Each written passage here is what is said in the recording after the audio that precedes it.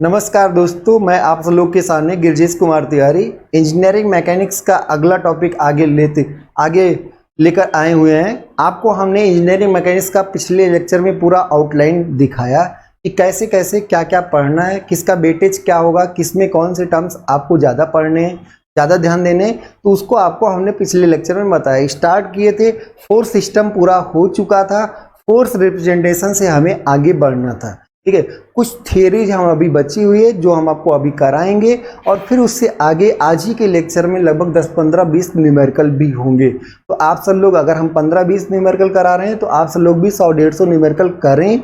ये engineering mechanics का 2 topic हम ऑलरेडी आपको कवर कर चुके हैं। लामीज थ्योरम और पैरेललोग्राम लॉ से न्यूमेरिकल और थियरी दोनों हमने पैरेलल में कराई है। तो आप उसको अच्छे से देखिए, पूरा कंप्लीट वीडियो देखिए, सारे क्वेश्चन सॉल्व करिए। जो ना समझ में आए उसको हमें आप भेजिए, उसको हम फिर से कराएंगे। इंजीनियरिंग मैकेनिक्स का हर एक टॉपिक एसएससी जेईई के मेंस के लिए भी बहुत इंपॉर्टेंट है और इसरो के लिए भी इक्वली इंपॉर्टेंट है। तो इसरो में ट्रस बीम इन सारे से क्वेश्चंस आने हैं। तो आप अगर कहीं विजिट कर रहे हैं, जा रहे हैं एग्जाम देने, तो भी हमारे वीडियो अगर इंजीनियरिंग मैकेनिक्स के देख लेते हैं तो बहुत ही यूजफुल होगा। कुछ कॉन्सेप्ट आपके बहुत ज़्यादा क्लियर होंगे। इंजीनियरिंग मैकेनिक्स का हर एक टॉपिक हम पूरी डिटेल स्टडी के साथ साथ क्वेश्चन भी ढेर सारा कराएंगे। आप कोई एक बुक परचेज कर सकते हैं, चाहे आपका डीएस कुमार हो, चाहे आरके जैन हो, चाहे आरएस खुरमी, जो आपके पास है उसी को सॉल्व करें। इधर उधर की चीज़ों में बहुत ज़्यादा भटकने की ज़रूरत नहीं है। एक सब्जेक्ट को एक बुक से पूरा सॉल्व करें। अगर हमारे क्वेश्चंस फंस जा रहे हैं तो अच्छी बात है, आप उसी से देख के अपना सोल्यूशन देख सकते हैं। अगर क्वेश्चन तब भी नहीं समझ में आ रहा तो आप उसको हमें भेज दें और हम उसका सॉल्यूशन आपको भेजेंगे या फिर इस अपकमिंग क्लासेस में बताएंगे। ठीक है, तो आप सब लोग से हमारा ये रिक्वेस्ट रहेगा कि आप सारे क्वेश्चंस को सॉल्व करें, अच्छे से खूब डिटेल में करें, मैकेनिक्स बहुत डेप्थ में पढ़ें। ये पॉलिटेक्निक के सेमेस्टर एग्जाम्स के लिए भी बहुत इंपॉर्टेंट है और बहुत टफ सब्जेक्ट माना जाता है। तो पॉलिटेक्निक के सेमेस्टर एग्जाम के पॉइंट ऑफ व्यू से आप जेके कपूर की बुक परचेज करें और उससे हर एक टॉपिक को सॉल्व करें। हाँ, हम आपको पूरे जेके कपूर से भी क्वेश्चंस लेके आएंगे, उसको भी सॉल्व कराएंगे। तो पूरा इंजीनियरिंग मैकेनिक्स तो पूरे डेप्थ में होना है। यूपीआरएनएल के एग्जाम के पहले सारे टॉपिक को हम करा चुके होंगे। ठीक है, ये हमारा कमिटमेंट है। और सारे सब्जेक्ट्स के हम क्वेश्चंस लाएंगे। क्वेश्चन बस इसलिए लाएंगे जिससे आप उस सब्जेक्ट को भी पढ़ते रहें, क्योंकि इंपॉर्टेंस ही और सारे सब्जेक्ट की है जो इस टेस्ट में हमने आपको डिटेल में बताया कि किस किस सब्जेक्ट से कितना कितना वेटेज है। मैन्युफैक्चरिंग में कास्टिंग तो आपको पढ़ना ही पढ़ना है, उससे कुछ क्वेश्चन हम जल्दी से जल्द लेके आएंगे। तो आप पढ़ाई करते रहें और आगे अब हम सब लोग बढ़ते हैं। ठीक है, अब शुरू करते हैं। ये जैसे था किसी भी फोर्स एक वेक्टर है, उसका रिप्रेजेंटेशन बड़ा इंपॉर्टेंट है। तो वेक्टर को रिप्रेजेंट करने के लिए हमने आपको डिटेल में कराया था कि उसका एक लेंथ होगा जो मैग्नीट्यूड को बताएगा और उसकी एक डायरेक्शन होगी जो पर्टिकुलर कैसी क्या डायरेक्शन। तो देखिए, किसी चीज का डायरेक्शन, जैसे मान लीजिए अगर हम यहाँ खड़े होके देखते हैं तो ये पॉइंट आपको अभी राइट साइड दिख रहा है, लेकिन अगर हम यहाँ होते तो यहाँ से यही पॉइंट आपको क्या होता, लेफ्ट साइड दिख जाता। तो एक ही, क्या ये भाग गया कहीं? कहीं नहीं गया। अगर कोई तीसरा देख रहा होता, वो कहता अरे अभी भी तो वही है, तुम चले गए उधर, तुम इधर हो। ठीक है, बात समझ में आई? तो एक्चुअल में पॉइंट तो कहीं नहीं गया, लेकिन ये आपने अगर रेफरेंस फ्रेम ही बदल दिया, देखने का नजरिया ही सब कुछ बदल दिया। जो दाएं था वो बाएं भी हो सकता है, नीचे आ जाते तो ऊपर भी हो सकता था। कुल मिला के कभी भी रिप्रेजेंटेशन आप अगर करें तो सबसे पहला इंपॉर्टेंट पॉइंट होता है कि एक्सिस डिफाइन करें। सबसे पहला इंपॉर्टेंट पॉइंट क्या होता है? एक्सिस डिफाइन किए। मान लीजिए एक्स एक्सिस है और ये वाई एक्सिस है। ये आपका क्या है? इधर आपका ये एक्स एक्सिस है और इधर आपका क्या है? वाई एक्सिस है। ठीक है, ये आपका वाई एक्सिस है और ये आपका जेड एक्स। ये आपका एक्स एक्सिस है, ये आपका वाई एक्सिस है और ये आपका जेड एक्सिस। बात समझ में आए? तो बाहर आएंगे तो एक्स आएंगे, इधर जाएंगे तो वाई जाएंगे, ऊपर आएंगे तो जेड जाएंगे। अब किसी ने कहा कि हमारा कोऑर्डिनेट जो है वो x, y, z। अब इसका मान समझ सकते हैं कि x 4 हो, y 3 हो, z 10 हो, या मान लीजिए x -4 हो। नेगेटिव भी हो सकता है, पॉजिटिव भी, कुछ भी हो सकता है। इसका मीनिंग फिजिकली समझना है। तो आप इस पर x कदम आए होंगे, x डायरेक्शन में x, वाई डायरेक्शन में आप कितना गए होंगे, वाई गए होंगे, और जेड डायरेक्शन में आप कितना गए होंगे, जेड गए होंगे। तो इधर आपका एक्स, इधर आपका एक्स कंपोनेंट आएगा, इधर आपका क्या होगा, एक्स कंपोनेंट आएगा, और इधर आपका क्या होगा, वाई कंपोनेंट होगा, जो कि पैरेलल में अगर हम देखें तो यही कंपोनेंट वाई है। और इधर आपका क्या होगा, जेड कंपोनेंट होगा, इधर आपका जेड कंपोनेंट होगा, उधर x, इधर y और इधर z। तो इसका कोऑर्डिनेट क्या हो जाएगा, ax, ay, az। तो कोई भी x पहले आए, y गए और z पहुंच गए। ठीक है, पूरी बात समझ में आई सबको। ये आपका रिप्रेजेंटेशन हुआ। सबसे पहले रिप्रेजेंट करने सबसे पहला स्टेप है कि एक्सिस डिसाइड करें, x, y और फिर z एक्सिस। दूसरा स्टेप है x कंपोनेंट की तरफ जाएं, फिर y कंपोनेंट की तरफ जाएं और फिर z कंपोनेंट। अब अगर कोई पूछे कि ये आपका, ये तो आपका ओरिजिन था, ओरिजिन से ए पॉइंट का आपको मैग्नीट्यूड भी बताना है और डायरेक्शन भी बताना है। डायरेक्शन कैसे बताया जाता है अगली स्लाइड में हम आपको बताते हैं। तो ये मैग्नीट्यूड बताना है। आप ध्यान से बताइए कि ये ax है और ये ay है, क्या इन दोनों के बीच का कोण 90 है? हाँ सर, बिल्कुल 90 है। तो ये लंबाई कितनी होगी? अगर आप ध्यान से देखें इसको, तो इस समय आपको ये लंबाई जो मिलने वाली है वो √ax स्क्वायर प्लस ay² मिलने वाला है। क्यों? क्योंकि ये आपका ax है और ये ay है और वो कर्ण है, और आपको ये क्योंकि 90 है, 90 के सामने कर्ण है, तो कर्ण का आपका मान जो होगा वो लंब के स्क्वायर प्लस आधार का स्क्वायर का वर्गमूल हो गया। तो ये √ax² प्लस ay²। अब आप सोचिए, ये एक प्लेन है, ऐसे x ऐसे बाहर की तरफ है, ऐसे प्लेन है, इस प्लेन से इसे परपेंडिकुलर जाएंगे तब आपका z है ये। तो अगर हम देखें तो ये भी एंगल आपका 90 है।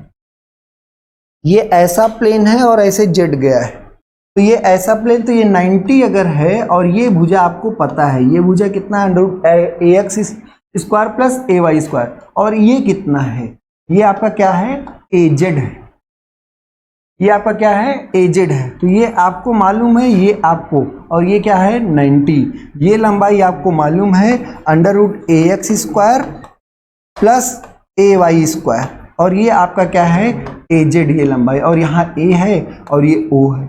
अब कोई पूछे ये लंबाई बताओ, तो ये आधार मालूम है, लंब मालूम है, कर्ण आपका क्या हो जाएगा, तो √az² प्लस यहाँ पर आप देखेंगे √ax² प्लस ay² का होल स्क्वायर।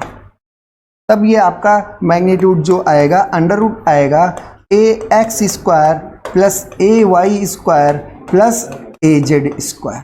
तो किसी भी अगर 3 डायमेंशनल वेक्टर को रिप्रेजेंट करना है, उसका अगर हमें पॉइंट्स पता है, तो उसका पॉइंट अगर हमें पता है तो उसकी डिस्टेंस, उसका परिमाण हम बता सकते हैं ax² plus ay² plus az² का √ ये आपका मैग्नीट्यूड है, ये आप आसानी से बता सकते हैं।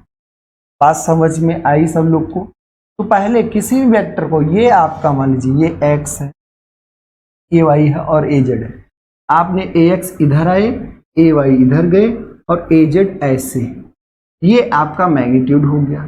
ये मैग्नीट्यूड अभी आपने निकाल के बताया कि √ax² plus ay² plus az², ये आपका मैग्नीट्यूड हो गया। अब आगे हम बात करते हैं कि इसकी डायरेक्शन बताइए।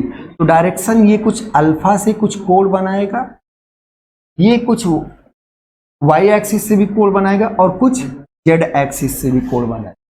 अगर आप इसको देखें तो ये x एक्सिस से भी कुछ कोण बनाएगा, y एक्सिस से भी बनाएगा और z एक्सिस से भी बनाएगा। तो एक बड़ा इंपॉर्टेंट टॉपिक है, अगर कोई एक बल ऐसे, कोई भी चीज है, ये अगर r है और ये हॉरिजॉन्टल से थीटा एंगल बना रहा है, तो ये दूरी जो होगी ये क्या होगी, r cos थीटा, और जो ये दूरी होगी ये क्या होगी, r sin थीटा। कैसे आया? जो पास होता है वो क्या होता है, cos होता है, और जो दूसरा कंपोनेंट होता है वो साइन होता है। कैसे? अगर इस त्रिभुज को हम देखें, अगर हम इस त्रिभुज को देखें तो ये त्रिभुज आपका एक राइट एंगल ट्रायंगल है। हमें ये मान चाहिए, किसी राइट एंगल ट्रायंगल है और इसमें, तो अगर ये मान चाहिए तो हम कॉस लगा सकते हैं, कॉस थीटा, क्योंकि आधार बटे कर्ण, तो कॉस थीटा इक्वल टू यहाँ पे x मान लेते हैं बाई r, तो x का मान क्या होगा? r cos theta.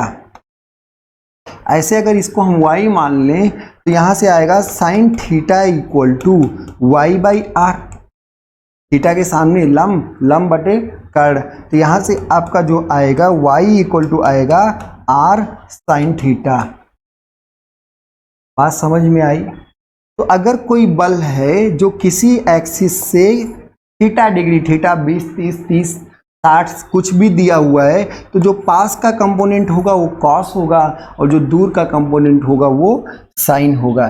ऐसे कभी कभी क्या होता है कि कोई एक वैल्यू आपको दी गई और उसका वर्टिकल से दे दिया, अब आर, अब आप रटे हैं कि एक्स कंपोनेंट कॉस होता है, नहीं, एक्स कंपोनेंट कॉस नहीं होता है, जो पास का कंपोनेंट होता है वो कॉस होता है। तो ये आपका कॉस थीटा होगा, ये दूरी, और ये आपकी दूरी, ये आपका ये आर साइन थीटा होगा, और वही मान ये भी होगा।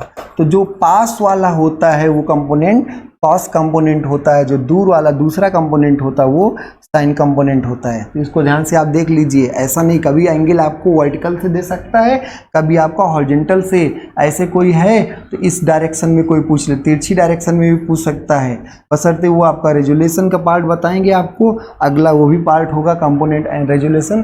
तो आपका जो मैग्नीट्यूड आया वो क्या आया? √ax² plus ay square plus az square. अब इसी में जो ये आपका ये वेक्टर है, ये एक वेक्टर है, ये इससे a से कुछ कोण, मतलब x से कुछ कोण बना रहा है, और y, ये y से भी कुछ कोण बना रहा है, और z से भी कुछ कोण बना रहा है। ये x से जो कोण बनाता है उसे अल्फा कहते हैं, और जो y से बनाता है उसे बीटा कहते हैं, और जो z से बनाता है उसे गामा कहते हैं।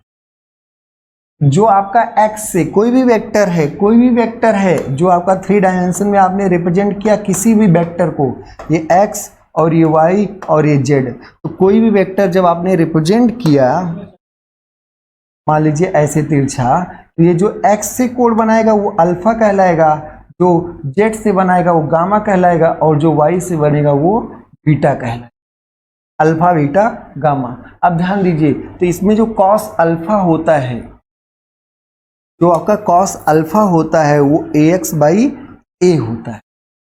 जो भी कॉस अल्फा होता है वो आपका ax बाई, ये x कंपोनेंट है और ये a है। तो आप यहाँ जब कभी खींचेंगे तिरछी लाइन अगर है तो खैर उसको समझने की कोई जरूरत नहीं। तो आपका जो कॉस अल्फा होता है, कॉस अल्फा क्या है? अल्फा x एक्सिस से बना कोण है, और ये क्या है? x कंपोनेंट है, और ये क्या है? टोटल मैग्नीट्यूड है।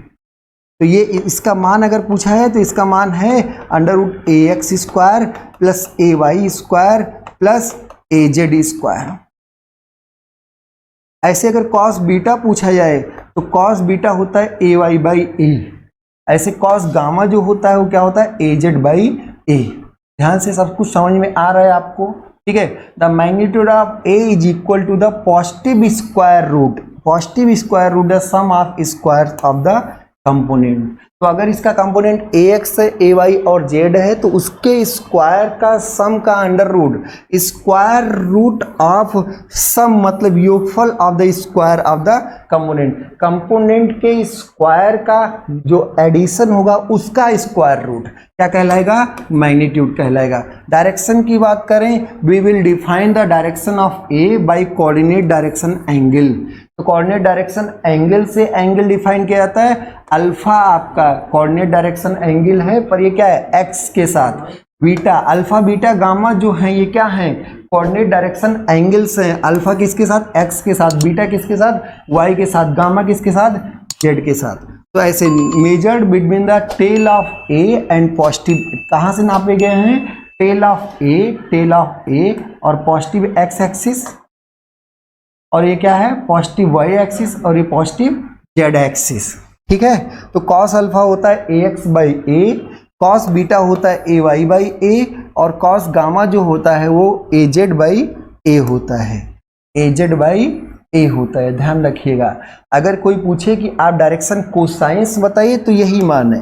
कॉस अल्फा को डायरेक्शन कोसाइन कहते हैं। डायरेक्शन कोसाइन मतलब डायरेक्शन एंगल का कॉस डायरेक्शन कोसाइन कहलाता है। डायरेक्शन एंगल कौन है? Alpha beta gamma. तो अगर कोई डायरेक्शन एंगल पूछेगा तो आप अल्फा बीटा गामा का मान बताएंगे, और अगर डायरेक्शन कोसाइन पूछेगा तो सिर्फ कॉस अल्फा, कॉस बीटा और कॉस गामा। अगर पूछे अल्फा क्या होगा तो आप कहोगे कॉस इनवर्स AX बाई ए। आपका अल्फा क्या होगा? कॉस इनवर्स AX बाई ए। ऐसे कोई बीटा पूछे तो कॉस इनवर्स AY बाई ए। अब इसमें तीज नंबर्स, ये जो आपका cos alpha, cos beta, cos gamma है, तीज नंबर मतलब कौन? कॉस अल्फा, कॉस बीटा और ये क्या है? Cos gamma. These numbers are known as direction cosines of A. ये बल होता तो डायरेक्शन कोसाइंस ऑफ फोर्स, अगर वेलोसिटी होता तो डायरेक्शन कोसाइंस ऑफ वेलोसिटी। तो cos alpha beta gamma are known as direction cosines of A, cosine direction cosines of A. Once they have been obtained, जब इसको आप प्राप्त कर लेते हैं, the coordinate direction angle alpha, coordinate direction angle alpha beta and gamma can then be determined from the inverse cosine. Alpha beta gamma को आप inverse cosine से प्राप्त कर सकते हैं। अगला बहुत इंपॉर्टेंट टॉपिक है, अगर क्या है? Principle of transmissibility of force. मतलब क्या? ट्रांसमिसिबिलिटी का मतलब स्थानांतरित करने का, ट्रांसमिशन मतलब स्थानांतरण करना। तो बलों के स्थानांतरीय मतलब स्थानांतरण का जो सिद्धांत है, बलों के स्थानांतरण का सिद्धांत।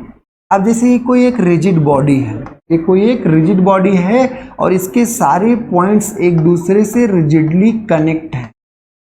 ये क्या है? रिजिड बॉडी है, ठीक है, डिफॉर्म नहीं होगी, और सारे पॉइंट्स रिजिडली एक दूसरे से कनेक्ट हैं। तो जब आप इसको धक्का देंगे तो ये उधर की तरफ मोशन करने की कोशिश करेगा, और अगर इधर सपोर्ट नहीं है, कोई रेजिस्टेंस नहीं है, तो मूव कर जाएगा। अगर इसी को हम यहाँ बीच में, इसके बजाय कहीं बीच में धक्का देते ऐसे, तो भी वही इफेक्ट आता। अगर इधर की तरफ कोई रेजिस्टेंस नहीं है तो मूव कर जाए। तो अगर हम इसको कहीं पर बीच में, कहीं पर बीच में धक्का दें, बात समझ में आ रही है? अगर हम इसको कहीं बीच में भी धक्का दें, ऐसे कहीं बीच में, तो भी वही इफेक्ट आएगा। इस लाइन ऑफ एक्शन के अलोंग कहीं बीच में धक्का दे तब भी ये वही मोशन करेगा। अगर हम कहीं इसको आगे बढ़ते बढ़ते आगे से ऐसे इसी फोर्स से खींच लें तो भी वही इफेक्ट आएगा। तो प्रिंसिपल कब पूरी बातें, अगर कोई रिजिड बॉडी है और सारे पॉइंट्स रिजिडली कनेक्टेड है, अगर कोई रिजिड बॉडी है और सारे पॉइंट्स रिजिडली कनेक्टेड हैं, तो फोर्स के लाइन ऑफ एक्शन के अलोंग, फोर्स के लाइन ऑफ एक्शन के अलोंग बल को ट्रांसफर कर देने से उसका प्रभाव नहीं बदलता। चाहे आप F से इधर धक्का दें और चाहे आप इधर F से खींचें, दोनों से कोई प्रभाव चेंज नहीं होगा। तो कुल मिला जुला के principle of transmissibility of forces यही कहता है कि अगर कोई बॉडी, कोई रिजिड बॉडी, ध्यान रखिए, कोई रिजिड बॉडी है और उसके सारे पॉइंट्स रिजिडली कनेक्टेड हैं, तो कोई भी बल को उसकी लाइन ऑफ एक्शन के अलोंग ट्रांसफर करने से उसके प्रभाव चेंज नहीं होता, प्रभाव वही रह जाता। बशर्ते अगर मान लीजिए रिंग होता, अगर आपकी यही एक अंगूठी होती है, यहाँ बल लगाते तो कोई और प्रभाव, और इसको इसके लाइन ऑफ एक्शन के अलोंग ट्रांसफर नहीं मान सकते। क्यों नहीं मान सकते? भले ही रिंग आपकी रिजिड हो, लेकिन इसको यहाँ पर, ये क्या सारे पॉइंट्स यहाँ पर रिजिडली कनेक्टेड है? नहीं। तो सारे पॉइंट्स अगर रिजिडली कनेक्टेड नहीं है तो आप ट्रांसफर करते हुए नहीं मान सकते, ये आपका। और दूसरा, अगर आपका ये डिफॉर्मेबल बॉडी है, अगर आपकी ये डिफॉर्मेबल बॉडी है, तो यहाँ जो बल लगाए और यहाँ अगर इसको हम ट्रांसफ़र करते हुए मान लें तो नहीं, दोनों से एक ही बातें नहीं आएंगी। क्योंकि अगर हम यहाँ पर मान लेते हैं तो यहाँ पर मानते तो इतने पोर्शन में कोई बल नहीं लग रहा होगा, अगर हम यहाँ मान लेते हैं तो इतने पोर्शन में कोई बल, अब इतने पोर्शन में कोई बल नहीं लग रहा है तो इसकी लेंथ में कोई चेंज नहीं होगा। लेकिन एक्चुअल में क्या हो रहा है कि यहाँ पर बल लग रहा है और यहाँ रेजिस्टेंस है, तो एक्चुअल में पूरी लेंथ में डिफॉर्मेशन हो रहा होगा।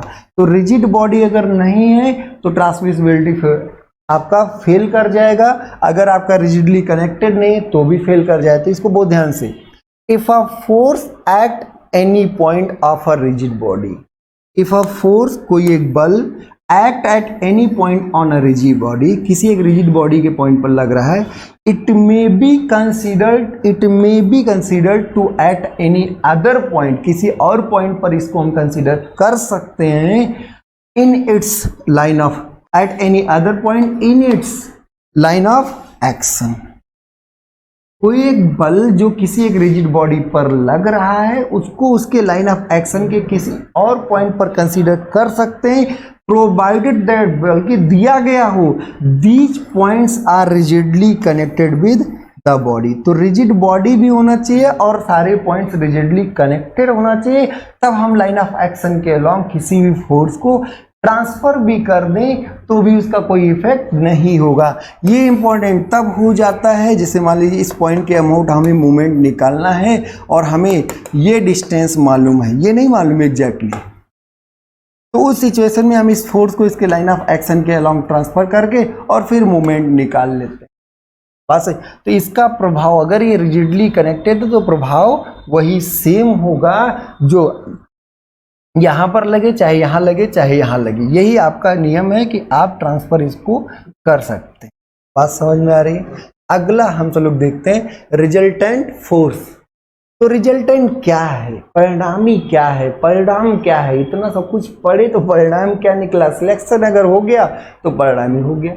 तो सिलेक्शन होना और सब कुछ पढ़ के तैयार होना, सबका रिजल्ट एक ही है, ठीक है। तो रिजल्टेंट का क्या मतलब होता है, रिजल्टेंट बल एक ऐसा इकलौता बल है जिसको अगर हम लगा दें तो वही प्रभाव मिलेगा जो ढेर सारे बलों को एक साथ लगने से मिल रहा है। तो रिजल्टेंट क्या है, resultant force is a single force. Resultant force एक ऐसा सिंगल, एक ऐसा परिणामी जो है, परिणामी जो है वो क्या है, रिजल्टेंट फोर्स इज अ इकलौता बल, एक single force which replaces the given force system having the same effect, जो रिप्लेस कर सकते कि इन सारे फोर्स सिस्टम को ही हटा दो हमें लगाकर और हम सेम इफेक्ट। तो अगर कोई एक इकलौता बल ऐसा हो जो एक वही उस पूरे ढेर सारे बलों के समूह जैसा ही इफेक्ट दे रहा हो उस बॉडी पर, तो उसे हम क्या कहेंगे, रिजल्टेंट फोर्स। और रिजल्टेंट निकालने का एक तरीका हम आपको लॉ ऑफ पैरेललोग्राम पढ़ा चुके हैं, इक्विलिब्रियम में है तो इस्लामिक थ्योरम पढ़ा चुके हैं, और भी केसेस रिजल्टेंट फोर्स निकालने के डिटेल्ड केसेस हम सब लोग बात करेंगे, देखेंगे, ठीक है। फिर अभी इक्विवेलेंट क्या है, इक्विवेलेंट आपका क्या है, तो ये आपका परिणामी है और ये आपका साम्यांक है। तो ऐसा कोई इक्विवेलेंट का मतलब कोई एक ऐसा बल जो गिवन फोर्स सिस्टम को नलीफाई कर दे, साम्य अवस्था में ला दे, ढेर सारे बल लगे और सिस्टम डिस्टरबेंस में आ गया, अनइक्विलिब्रियम में रहा। तो अगर कोई एक ऐसा इकलौता बल लगा दे जिससे पूरी बॉडी क्या हो जाए, इक्विलिब्रियम में आ जाए, तो उसे हम क्या कहेंगे, इक्विवेलेंट। अब क्वेश्चन इक्विवेलेंट क्या होता है, तो देखिए सबको हटा के, ढेर सारे बल हैं सबको हटा के एक इकलौता कर दो, ये आपका रिजल्टेंट होता है। और अगर इसी के इक्वल अपोजिट और कोलिनियर बल लगा दें, इसी के इक्वल अपोजिट कोलिनियर बल लगा दें तो क्या मिल जाएगा, हमें इक्विवेलेंट मिल जाएगा। कुल मिला के कि अगर हम ये सबका प्रभाव ये अकेला था और उसी के विपरीत लगा दें तो ये क्या हो जाएगा, साम्यावस्था में आ जाएगी। तो कोई भी एक ऐसा बल जिसको लगा देने से पूरा सिस्टम इक्विलिब्रियम में आ जाता है, इक्विवेलेंट कहलाता है। और इक्विवेलेंट ये होना ही है, इक्विवेलेंट हमेशा रिजल्टेंट के इक्वल होगा परिमाण में, अपोजिट होगा डायरेक्शन में, और फिर क्या होगा, कोलिनियर होगा, एक ही लाइन में होगा, इक्वल अपोजिट और कोलिनियर होगा, ठीक है, ध्यान रखिए। Equivalent is a single force which brings the system into equilibrium, जो सिस्टम को इक्विलिब्रियम में ले आता है। This equivalent is equal in magnitude, opposite in direction and collinear to the resultant force. Equivalent जो होता है वो इक्वल इन मैग्नीट्यूड होता है, opposite in direction and collinear to the resultant force. Most important question, बहुत ही important question है, इसको बहुत ध्यान से पढ़ें, बहुत ध्यान से पढ़ें, बार बार पढ़ें, बहुत ही इंपॉर्टेंट क्वेश्चन, ठीक है। To move a boat uniformly along the river, किसी एक बोट को, ये रिवर है, पानी बह रहा है, along the river, to move a boat, move मतलब मूव करना, मतलब आगे बढ़ाने के लिए, अ बोट यूनिफॉर्मली, एक यूनिफॉर्म वेलोसिटी से आपको बढ़ाना है, along the river at a given speed, a resultant force 520 Newton is required। आपको ये पूरा मूव कराने के लिए along the river 520 न्यूटन का फोर्स तो चाहिए। कैसे करोगे, क्या करोगे, वो आपका विषय है, लेकिन इसको सीधा 520 न्यूटन का बल चाहिए, क्योंकि रेजिस्टेंस पानी का होगा, ड्रैग रेजिस्टेंस, सारी चीजें, उतना आपको ये बैलेंस करने दे दिए तो आप यूनिफॉर्म वेलोसिटी जाइए। पास है, तो to move a boat uniformly along the river given speed, resultant force 520 newton is required. Two men, दो आदमी हैं, pulling with force P and Q by means of rope to do this. बोले 520 पाने के लिए दो लोग जुट गए, यहाँ एक लोग खड़े थे और एक यहाँ, टू मेंस, दो लोग, 520 न्यूटन इनको चाहिए, इसको पाने के लिए दो लोग रस्सी पकड़ के खींच रहे हैं। Two men pulling force P and Q, इधर पुलिंग फोर्स क्या है, P है, और इधर पुलिंग फोर्स क्या है, Q। P and Q pulling force by means of rope to do this, ठीक है। The rope makes an angle 30 degree and 40 degree, 30 degree and 40 degree respectively with the side of the river as shown in the figure. तो ये 30 degree बना रहा है और ये 40 degree बना रहा है, जैसा कि आपको फिगर में दिखाया गया है, ठीक है। Determine the force P and Q। तो अब आप इस क्वेश्चन को ध्यान समझ भी गए होंगे कि रिजल्टेंट हमको कितना चाहिए, 520, किधर चाहिए, हॉरिजॉन्टल, इतना तो चाहिए। अब यहां से भी अगर डायग्राम से देखें, पहला केस कर रहे हैं, θ1 आपको 30 डिग्री दिख रहा है, θ2 आपको कितना दिख रहा है, 40 डिग्री दिख रहा है, और दो बल हैं P and Q, जिससे आप ये डेवलप कर रहे हैं। अभी हमने और दूसरा आपको नहीं बताया, पैरेललोग्राम लॉ ही पढ़ा है, तो उसी बेसिस पे करेंगे आसान। तो P and Q आपको निकालना है। अब अगर हम इसको ध्यान से देखें, बहुत ही ध्यान से सॉल्व करिएगा सब लोग, अच्छा क्वेश्चन है। अगर हम देखें तो ये P है और ये Q है, ठीक है।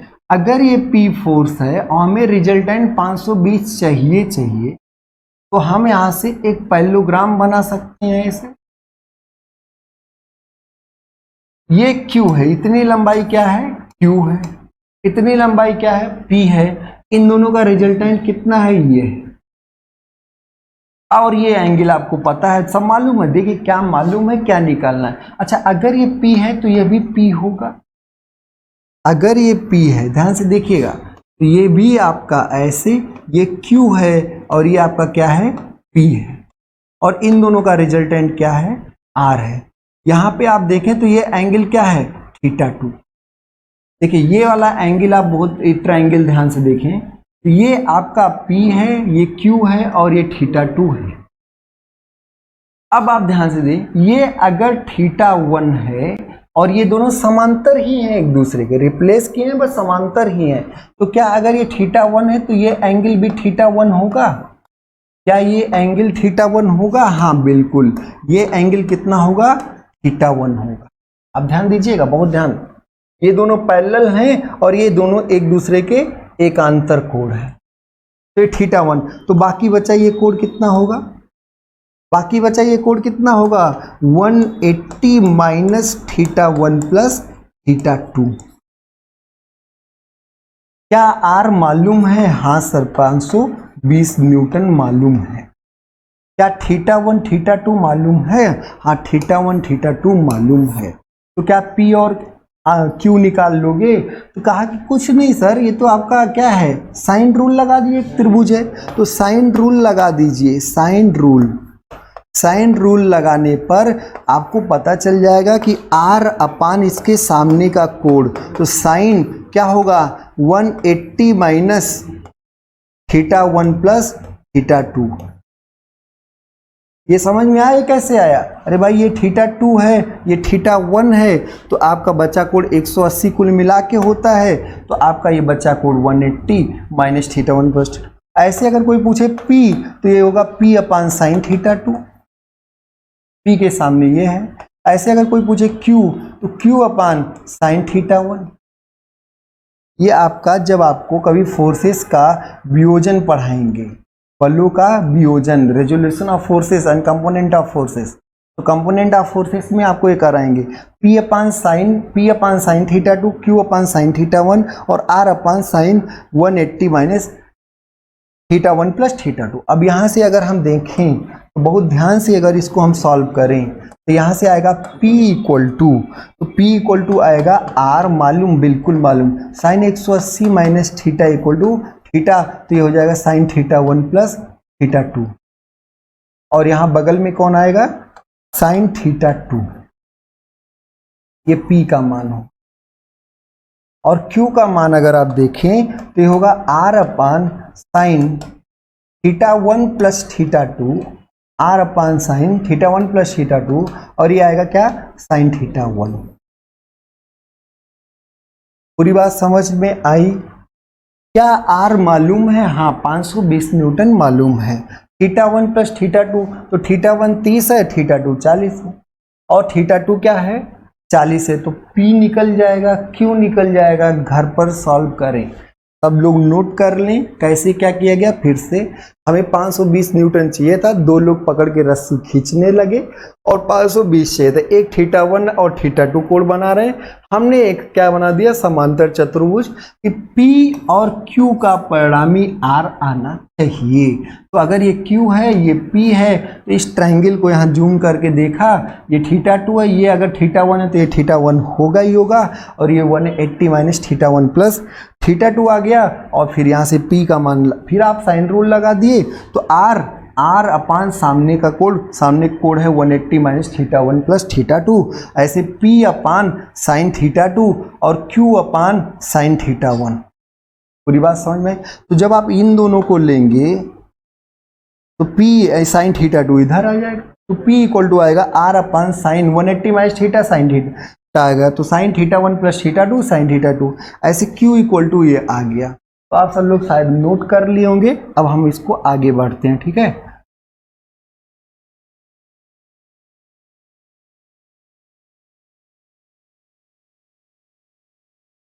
अगर आपसे कोई पूछे पी क्यू का मान बताओ, क्या आपको सारी चीजें मालूम है? तो हाँ, देखते हैं। अगर आपको सारी चीजें मालूम है तो यहां से P इक्वल टू जो आएगा R का मतलब 520 न्यूटन, साइन θ1 प्लस θ2 40 30 70 हो गया, और यहाँ साइन θ2 क्या है, θ2 आपका 40 डिग्री, इतना न्यूटन। ऐसे अगर Q का मान पूछे तो 520 R है, और ये साइन 70 है, और ये आपका क्या आ जाएगा साइन 30 डिग्री आ जाएगा न्यूटन। तो ये आपका पहला केस सॉल्व हो। अब इसका मान निकाल लीजिएगा और इसको करिएगा, ठीक है। अब हम सब लोग फिर आगे बढ़ते हैं। अगला क्वेश्चन, अगला पार्ट इसका और बहुत ही इंपॉर्टेंट है, बहुत ही मज़ेदार है, ठीक है। तो इसको अगले पार्ट को भी आप सब लोग करेंगे, सॉल्व करेंगे, देखते हैं। बहुत ही अच्छा क्वेश्चन, ठीक है। अब आइए अगला पार्ट क्या कह रहा है। अगला पहला determine the P and Q हो चुका है, ठीक। If θ1 equal to 30 degree, θ1 equal to क्या है 30 डिग्री, और इसके corresponding find the value of θ2 such that force in rope Q is minimum and what is the minimum force। एक generalise अगर हम Q की बात करें तो यह आया था R sine θ1 plus θ2, R upon sine θ1 plus θ2, और फिर आया था साइन θ1, ये तो आपका आया था। अब पूछ रहा है कि अगर थीटा 1, ये सेकेंड केस है, अगर थीटा 1 30 हो तो थीटा 2 का मान बताइए जिस पर क्यू क्या हो, मिनिमम हो, जिस पर क्यू क्या हो, मिनिमम हो। यही क्वेश्चन है, सिंपल सा। Find the value of theta 2 such that force in the rope Q is minimum and what is the minimum force Q. तो अब ध्यान दीजिए, क्या आर मालूम है? हाँ मालूम, 520। थीटा 1 मालूम, थीटा 1 मालूम। अब यहां से देखें, थीटा 2 आपको टारगेट करना है, वो भी कब? Q minimum. तो आप बताइए थीटा 2 अगर हम यहाँ भाग, क्या ये सब चीजें तो कांस्टेंट, हम भाग कर रहे हैं साइन थीटा 1 प्लस थीटा 2 से क्या कर रहे हैं? डिवाइड कर रहे हैं। तो जब ज्यादा से ज्यादा से भाग करेंगे तो हमें कम से कम वैल्यू मिलेगी। जब आप ज्यादा से ज्यादा भाग करेंगे तभी आपको कम से कम वैल्यू मिलेगी। और ज़्यादा से ज़्यादा करने की साइन पूरी औकात लगा दे तो 1 होता है, और पूरी औकात कब लगाता है? जब अंदर की बात 90 डिग्री हो। तो इसके लिए अंदर का कोण क्या होना चाहिए? थीटा 1 प्लस थीटा 2 क्या होना चाहिए? 90 डिग्री होना चाहिए। तब आपका भाग साइन 1 मतलब मैक्सिमम वैल्यूज होगी, तब आपका क्यू क्या होगा? मिनिमम होगा। बात समझ में आ रही है ना? देखिए थीटा 1 आर ये सब तो कांस्टेंट है, बात हम थीटा 2 में चेंज कर सकते हैं, हम कभी ज़्यादा कभी कम, हम थीटा 2 अपने हिसाब से एडजस्ट कर सकते हैं। केस यही का है। तो क्या थीटा 2 होना चाहिए? क्वेश्चन है जब क्यू मिनिमम हो तो थीटा 2 वो होना चाहिए कि इन दोनों का योगफल 90 आए। तो थीटा 1 कितना है? 30। तो उस केस में थीटा 1 दिया है तो क्यू मिनिमम के लिए थीटा 2 कितना होना चाहिए? 60 डिग्री होना चाहिए। मिनिमम फोर्स अगर क्यू लगाना है तो थीटा 2 क्या होना चाहिए? 60 डिग्री। और उस समय क्यू का मान, अगर क्यू मिनिमम का मान क्यू मिनिमम का मान पूछा जाए तो यहां से आएगा आर अपान साइन 90 हो गया ये, और यहां से क्या आएगा? साइन 30, क्योंकि थीटा 1 30 है तो ये आएगा 520, और यहां से क्या आएगा? साइन 30 न्यूटन, और ये आएगा 26 260 न्यूटन, क्योंकि साइन 30 का मान क्या होता है? 1/2 होता है। साइन 30 का मान 1/2, तो आपका 260 न्यूटन आएगा मिनिमम फोर्स। तो एक बात ध्यान रखिए, जब आपको बोट खींचना हो तो एक लोग तो भिड़ गए, किसी एक डायरेक्शन में, पर्टिकुलर डायरेक्शन में सेट हो गए, दूसरा ऐसा आप सेट करें कि इन दोनों के बीच का कोण 90 हो, तब आपको कम से कम बल लगाना इन दोनों के। अब अगर किसी ने पहले 10 डिग्री सेट कर लिया तो आपको 80 डिग्री पर बल लगाना, तब आपको 80 डिग्री पर कम से कम बल लगाना पड़े, ध्यान रखिएगा। तो अगर ये 30 डिग्री था तो कम से कम के लिए कितना होना चाहिए? 60 डिग्री होना चाहिए। कितना होगा मिनिमम वैल्यू? तो मिनिमम वैल्यू आप बता सकते हैं कि आर साइन थीटा 1 होगा, और आर साइन थीटा 1 आप बता सकते हैं, ठीक है। तो साइन कंपोनेंट ये कॉस वाला पास होगा, और ये आपका, अगर इसी केस में पी का मान पूछा जाए तो इसी केस में पी का मान कितना होगा? R sine theta 2 upon sine 90, और थीटा 2 एक्चुअल में क्या है? 90 माइनस थीटा 1 है। तो ये 90 माइनस थीटा 1 मतलब क्या है? ये आर कॉस थीटा 1 है। जब ये इन दोनों के बीच का कोण 90 डिग्री होगा और ये आर होगा, आप ध्यान रखिए ये थीटा 1, तो ये पी जो आएगा ये आएगा, क्या आएगा? पी इक्वल टू आर, पास है तो कॉस है, कॉस थीटा 1, और क्यू तब क्या आएगा? क्यू का मान तब आएगा आर साइन थीटा 1। तो मिनिमम के लिए इन दोनों के बीच का कोण 90 होना चाहिए। शायद सबको समझ में आया होगा, बहुत ही इंपॉर्टेंट क्वेश्चन है। आगे बढ़ते हैं। Determine the magnitude and coordinate direction angle of the resultant force acting on the ring. तो ये एक रिंग है, ये आपका क्या है? एक रिंग है, और इसका आपका रिजल्टेंट फोर्स ये है। आपको क्या निकालना है? Coordinate direction angle. एक्चुअल में कोई रिजल्टेंट फोर्स नहीं, आपको F1 और F2 दिया था। F1 ये बल था, F2 ये बल था, हमने ऐड कर दिया। जब F1 F2 ऐड करोगे तो I कंपोनेंट यहाँ पर नहीं है, तो I कंपोनेंट अब इसके साथ जुड़ेगा तो 50I, और 100, और ये क्या है? 60 है, तो ये -100 रहा होगा। तो ये -100 अगर है तो ये 160 तो -40 आ जाएगा, और 100 और 80 180, तो रिजल्टेंट ये आपका आ गया। अब आपको क्या निकालना है? कोऑर्डिनेट डायरेक्शन एंगल और मैग्नीट्यूड। तो अब आपको कोई भी वेक्टर दे दे, एफ आर, यहाँ पे रिजल्टेंट जो आया वो आया 50I minus 40J plus 180K Newton. तो अगर कोई आपसे पूछे कि इसका मैग्नीट्यूड बताओ, तो इसका मैग्नीट्यूड क्या होगा? इसका मैग्नीट्यूड आपका इधर के -100 कर लीजिएगा, तो मैग्नीट्यूड जो आपका होगा वो एफ आर, अभी किसी का मैग्नीट्यूड हमने आपसे बात किया था, तो एक्स कंपोनेंट का square A X square plus -40 square plus 180 square. तो आप ये रिजल्टेंट कैलकुलेट करके बताएंगे, इसका स्क्वायर प्लस इसका स्क्वायर प्लस इसका स्क्वायर, और यहाँ से अगर कोऑर्डिनेट डायरेक्शन एंगल पूछें तो ये होगा 50 बटे ये जो मान आया इसको मान लीजिए आर आ गया, आप निकालिएगा 50 बटे आर। ऐसे अगर कोई आपसे पूछे कि सर इसका मान बताइए, कॉस गामा का मान बताइए, तो यहाँ से कॉस बीटा आपका जो आएगा वो ए वाई, तो ए वाई यहाँ कितना है 40 और बाई आर। ऐसे अगर कोई पूछे कॉस गामा का मान, तो कॉस गामा का मान क्या होगा 180 बाई आर। पूरी बात समझ में आई? आर का मान यहाँ रखते जाएंगे, अल्फा बीटा गामा भी पता चल जाएगा, तो कोऑर्डिनेट डायरेक्शन एंगल आप बता देंगे, मैग्नीट्यूड बता देंगे और कोऑर्डिनेट डायरेक्शन एंगल भी बता देंगे। दो बलों F1 और F2 को जोड़े, रिजल्टेंट आपको मिल गया, उसका मैग्नीट्यूड चाहिए, उसका डायरेक्शन चाहिए, निकाल सकते हैं। लॉ ऑफ ट्रायंगल बहुत ही इंपॉर्टेंट है, इसी से लामी थ्योरम हमने डेराइव किया था, एक बार करा चुके हैं, थोड़ा जल्दी कर लीजिए।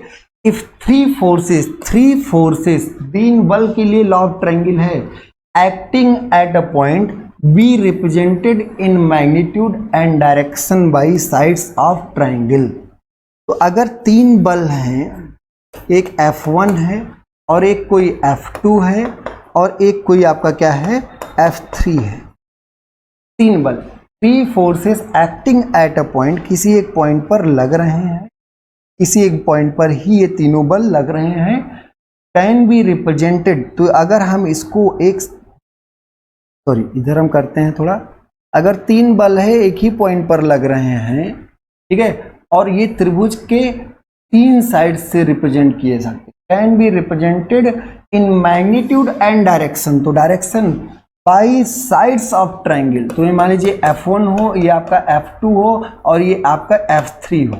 मतलब इससे क्या निकला कि तीन बल हो, तीनों एक ट्रायंगल के साइड से मैग्नीट्यूड, मतलब मैग्नीट्यूड भी इसका हो और डायरेक्शन से रिप्रेजेंट किया जाए, टेकन इन ऑर्डर। मतलब अगर आपने ऐसे 1 2 3 लिया तो ऐसे इसका उल्टा भी कर सकते थे, ऐसे 1 ऐसे 2 और ऐसे 3। तो ये F1 और ये F2 और ये आपका क्या हो F3। तो किसी भी आप ऑर्डर में लें, बस ऑर्डर में होना चाहिए। अगर तीन बल जिनको हम किसी भी त्रिभुज के साइड्स के परिमाण और डायरेक्शन से एक ऑर्डर में, टेकन इन ऑर्डर में लिया जाए, तो they will be in equilibrium, they will be in equilibrium. Physical meaning F1 और F2 का रिजल्टेंट क्या होगा? तो F1 और F2 का रिजल्टेंट इधर ऐसे होगा, ये तो आपको पता है लॉ ऑफ ट्रायंगल एडिशन से, F1 F2, और उसके इक्वल अपोजिट अगर कोई लग जाए तो नेक्स्ट क्या होगा, इक्विलिब्रियम होगा। बात समझ में आ गई? तो किसी बिंदु पर कार्य कर रहे तीन बलों का परिमाण तथा दिशा में यदि एक त्रिभुज की क्रमागत भुजाओं द्वारा प्रदर्शित किया जाए, तो ये तीनों बल क्या होते हैं, संतुलन में होते हैं। बात समझ में आ रही? तो अगर एक पॉइंट पर तीन बल लग रहे हैं, जैसे ये हैं, तो अब अगर हम यहीं पर इसको ऐसे ऐड करें और ये Q हो, ये R हो, तो हम तीन ऐसे त्रिभुज से रिप्रेजेंट कर सकते हैं।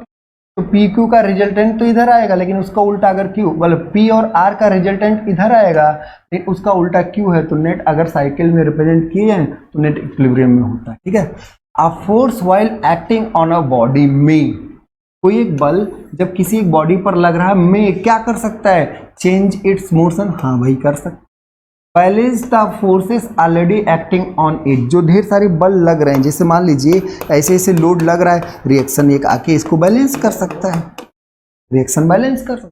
तो balance the forces already acting on it give rise to internal stresses. तो इसको आप क्या कर सकते हैं, इसको जब आप दबाएंगे, इधर अगर कोई रेजिस्टेंस है तो दबाएंगे तो इंटरनल रेजिस्टेंस, इंटरनल स्ट्रेस भी डेवलप होगा। तो ये सारा, कोई भी बल सारा काम कर सकता है। अगला ये तीनों जो लिखे हो, two forces are acting at angle 20 degree, दो बल हैं भाई, P एंड Q ही मान लो, और ये दोनों 120 डिग्री पर लग रहे हैं, are acting at an angle 20 degree. The bigger force is 40 newton and resultant is perpendicular to the smaller one.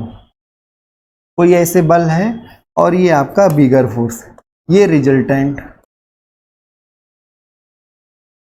ये P है, ये Q है और ये 90। फिर से two forces are acting at angle 120 degree. ये पूरा कोण कितना है 120, ठीक है। द बिगर फोर्स क्या है 40 newton and resultant is perpendicular to the smaller. तो स्मॉलर से रिजल्टेंट क्या बना रहा है 90 degree. The smaller force is ध्यान दीजिएगा। तो अब ये मान लीजिए 90 है और ये 120 है और ये 40 है। तो अब हम बहुत ध्यान से बताइएगा, ऐसे तो न्यूमेरिकल करते जाएंगे, सॉल्व करेंगे, कोई फायदा नहीं होगा। अब अगर ये 40 है तो ये भी 40 है, अगर ये 40 है तो ये भी 40 है, और अगर ये 120 है तो ये 60 है। ये 40 न्यूटन है, अगर ये 40 है। अब यहां से अगर कोई P पूछे आपसे तो cos 60 लगाएंगे कि नहीं लगाएंगे। तो cos 60 इक्वल टू क्या, आधार मतलब P बटे कड़ का मतलब 40। तो यहां से आप कह सकते हैं, यहां से cos 60 का मान 1/2 होता है, तो P इक्वल टू कितना आएगा 20 न्यूटन। हो गया आसानी। ऐसे अगर दूसरे तरीके से, पहला आप ट्रायंगल, अगर ये P है ये R है, अगर कोई रिजल्टेंट ही पूछ ले तो रिजल्टेंट आपका यहां से रिजल्टेंट बाई 40 इक्वल टू क्या होगा sin 60। अगर आप यहां पे देखें तो sin 60 equal to R by 40, तो R का मान क्या आएगा 40√3/2 न्यूटन। बात समझ में आई। तो यहां से 20√3 आ जाएगा। ऐसे अगर कोई कहे कि नहीं ये tan अल्फा किसके साथ बना हुआ है, ये आपका tan 90 डिग्री, ये आपका क्योंकि 90 है, अल्फा किसके साथ बना हुआ है P के साथ, तो P ऐसे रहने दो। और Q कितना दिया 40 और cos 120 डिग्री है। ऐसे यहाँ पर Q क्या दिया है 40 और ये क्या होगा sin 120 डिग्री 90 के लिए। अब ये इनफाइनाइट होगा 1/0 होगा, तो नीचे का टर्म 0 होना चाहिए। तो P + 40 cos 120 इक्वल टू 0। तो आएगा P इक्वल टू -40 और ये आएगा sin 30 और ये न्यूटन, मतलब यहां से क्या आ जाएगा 20 न्यूटन। चाहे जैसे आप सॉल्व करें, चाहे आप tan अल्फा वाले सॉल्व करें, क्योंकि आपका ये दिया हुआ कि रिजल्टेंट इससे 90 डिग्री, तो रिजल्टेंट जिससे बनाया tan अल्फा मान लिए और P यहाँ रख दिए जिसके साथ बना, क्योंकि लॉ ऑफ पैरेललोग्राम आपको आता है। और Q कितना है 40, अदर फोर्स 40 है, 40 और बीच का कोण 120 है, रख दिए तब भी 20 आ गया। अगर आप ऐसे ज्योमेट्री बना लिए तो ये 40 है, ये 120 था तो ये 60 होगा ही होगा, ये 120 था तो ये 60 होगा ही होगा। और उस सिचुएशन में आप cos 60 लगा दिए, cos 60 P/40 और आपका 20 आ गया। चाहिए से आप सॉल्व करें बहुत तेजी से। Concurrent forces are those, concurrent forces कौन होते हैं, whose line of action, whose अब कॉन्करेंट मतलब एक बिंदु से, ठीक है, line of action in same line नहीं, meet at a one point. समझ में आ रही है, ठीक है, मीट एट अ, अब ये वन लाइन सेम लाइन की बात होती है तो क्या होता है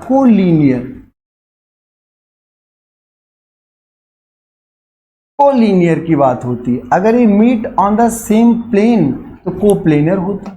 सेम प्लेन का मतलब coplanar.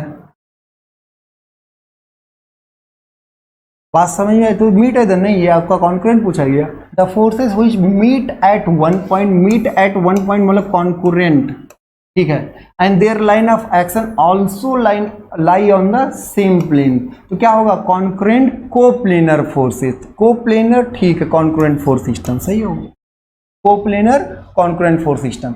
The forces which do not meet नहीं मिलेंगे मतलब non concurrent at one point but their line of action lie on the same plane, तो क्या होगा नॉन कॉन्करेंट कोप्लेनर फोर्सेस और non as coplanar same plane coplanar, okay, और non concurrent forces. तो agree हो गए, चलो।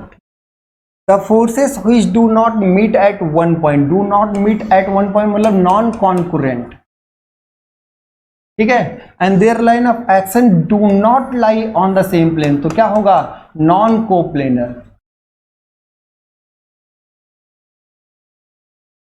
नॉन कोप्लेनर तो ये क्या होगा नॉन कॉन्करेंट, सॉरी